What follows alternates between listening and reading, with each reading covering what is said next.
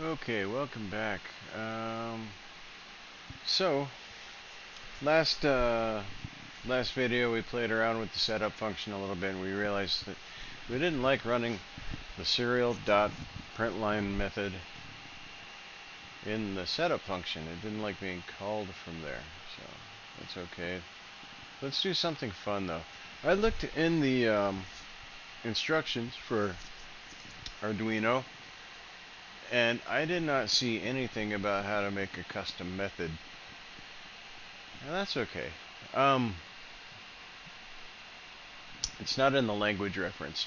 It might be in one of the tutorials, but since I did not see it right away, I just want to show you right now. Well, just for a fun. This is like another little fun sidetrack. I know we're getting further and further and further away from our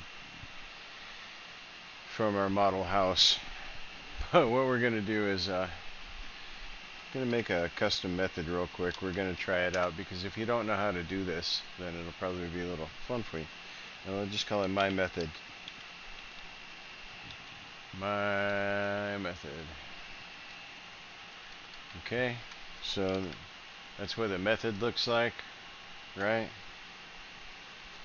And we put our squigglies here, and we separate our squigglies, curly braces.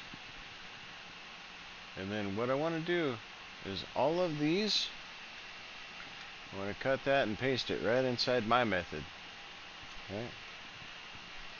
And we do this for control purposes, so we don't have to rewrite a bunch of code. Every time I want all of this stuff to run, then all I have to do is call my method. Like that. And then what you'll see, so what we see is we've declared my method down here, right? Is that all this stuff that we want to print, if under any circumstance we want to print like all of these to the console, then we just call my method instead of printing all of these, instead of calling all of these. Calling this will run all of this code. And so let's see what that looks like in real time. You're going to just see, well, let's cross our fingers and make sure things work, right? But we expect to see those lines of code, or yeah, those colors being repeated down here in the bottom of the console, because now we're looping this method. We're calling this my method over and over and over and over and over and over again until the end of time, until this stops running. So there, that's our first time. We just made a custom method, right?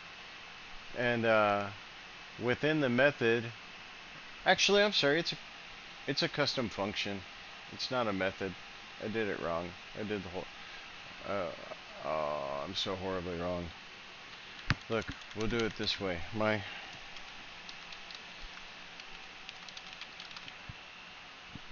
custom function.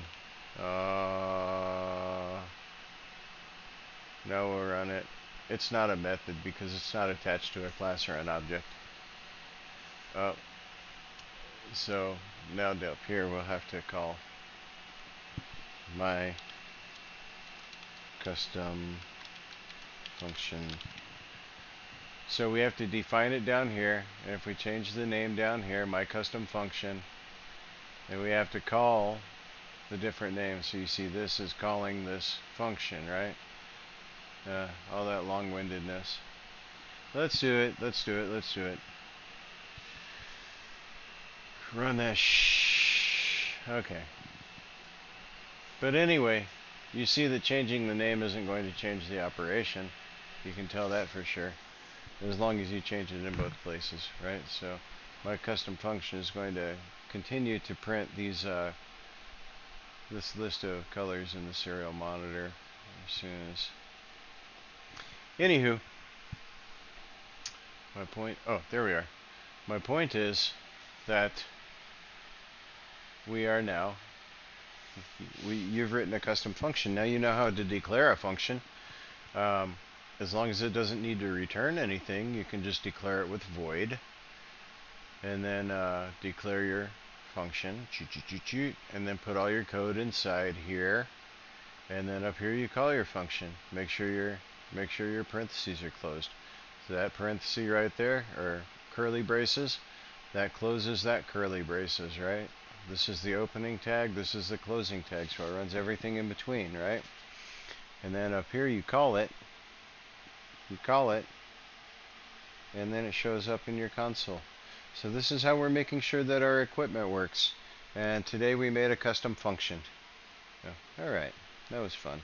We'll do something else fun soon.